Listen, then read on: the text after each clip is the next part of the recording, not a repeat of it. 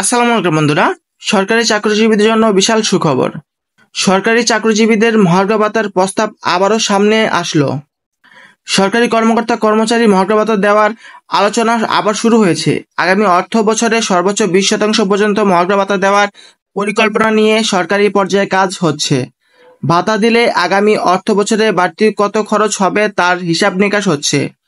অর্থ মন্ত্রণালয় এবং জনপ্রশাসন মন্ত্রণালয় সূত্রে এই তথ্য জানা গেছে। গত ডিসেম্বরে মহার্ঘ ভাতা সংস্থানের বিষয়ে প্রধান উপদেষ্টার মুখ্য সচিবকে আহ্বায়ক করে 7 সদস্যের একটি পর্যালোচনা কমিটি গঠন করে সরকার। পর্যালোচনা শেষে কমিটি গেটভিত্তিক 10 থেকে 20% ভাতা দেওয়ার সুপারিশ করে। গত জানুয়ারি থেকে এই ভাতা কার্যকরের পরিকল্পনা ছিল, কিন্তু সংকটকালীন অর্থনৈতিক পরিস্থিতিতে এই উদ্যোগের সমালোচনা করে অর্থনীতিবিদরা। এমন প্রেক্ষাপটে মহার্ঘ ভাতা দেওয়া থেকে তখন পিছিয়ে যায় সরকার।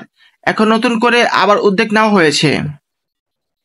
জনপ্রশাসন মন্ত্রণালয়ের সিনিয়র সচিব মোহাম্মদ মোখলেছুর রহমান সমকালকে বলেন, আমি এই বিষয়ে এখনো কিছু বলতে চাই না, তবে অর্থ উপদেষ্টার নেতৃত্বে আগামী সপ্তাহে একটি বৈঠক হবে। সেখানে তিনি জনপ্রশাসন সংক্রান্ত কমিটি প্রধান হিসেবে বিষয়টি নিয়ে বলবেন। মহার্ঘ ভাতার প্রস্তাব প্রণয়নের সঙ্গে যুক্ত একটি ঊর্ধ্বতন কর্মকর্তা জানান, প্রতি 5 বছর পর পর সরকারি চাকরিজীবীদের নতুন বেতন কাঠামো হওয়ার নিয়ম রয়েছে। 2015 সালে সর্বশেষ কাঠামো কার্যকর হয়, কিন্তু নতুন বেতন কাঠামো এখনো হয়নি। এই কারণে মহার্ঘ ভাতা দেওয়ার পরিকল্পনা নেওয়া হয়েছে। তিনি বলেন, উচ্চ মূল্যস্ফীতির কারণে 11 থেকে 20তম গ্রেডের কর্মচারীদের জীবনযাপন কঠিন হয়েছে। সার্বিক প্রেক্ষাপটে বিবেচনা নিয়ে নতুন বাজেটে মহার্ঘ ভাতার ঘোষণার প্রস্তুতি নিয়েছে অর্থ বিভাগ। অর্থ উপদেষ্টার নেতৃত্বে গঠিত জনপ্রশাসন বিষয়ক কমিটিতে নীতিগত অনুমোদনের জন্য এই বিষয়ে প্রস্তাব উপস্থাপন করা হবে। কমিটি অনুমোদন দিলে চূড়ান্ত অনুমোদনের জন্য প্রধান উপদেষ্টার কাছে উপস্থাপন করা হবে। সূত্র জানা যায়, বৈঠকে উপস্থাপনের জন্য একটি খসড়া প্রস্তাব তৈরি করেছে অর্থ বিভাগ।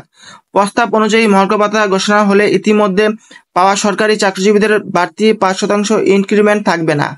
সে হিসেবে বিদ্যমান 14.5 লাখ সরকারি চাকরিজীবীকে মূল বেতনের 20% হারে মহার্ঘ ভাতা দেওয়া হলে আগামী বাজেটে বাড়তি ব্যয় হবে প্রায় 7,000 কোটি টাকা। অর্থ বিভাগ খসড়া 11তম থেকে 20তম গ্রেডের কর্মচারীদের সর্বোচ্চ 20% এবং প্রথম থেকে 10ম গ্রেডের কর্মচারীদের 10 বা 15% হারে ভাতা দেওয়ার বিকল্প প্রস্তাব রয়েছে।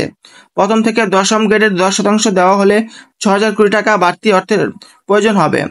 অন্যদিকে 15% দেওয়া হলে ব্যয় দাঁড়াবে প্রায় 6,500 কোটি টাকা।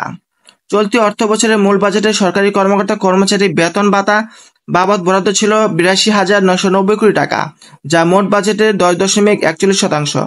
গত সরকারের আমলে বৈষম্যের শিকার চাকরিজীবীদের কয়েক দফায় পদোন্নতি দেওয়ার সংশোধিত বাজেটে এই খাতে বরাদ্দ বেড়ে 84,000 কোটি টাকা হয়েছে। 2015 সালের জুলাই মাসে 8ম পে স্কেল কার্যকর হয়। মূল্যস্ফীতির বিবেচনা নিয়ে বার্ষিক ইনক্রিমেন্ট দেওয়ার প্রস্তাব ছিল বেতন কমিশনে। 2023 সালের জুলাই আগ পর্যন্ত প্রতি বছর সরকারি কর্মকর্তা কর্মচারীরা 5% হারে ইনক্রিমেন্ট পান। ওই বছর নতুন পে স্কেল ঘোষণার দাবি আদায় স্বেচ্ছার হন সরকারি চাকরিজীবীরা। 2023-24 অর্থ বছরে বাজেটে 20% মহার্ঘ ভাতা দেওয়ার পরিকল্পনা করে অর্থ মন্ত্রণালয়।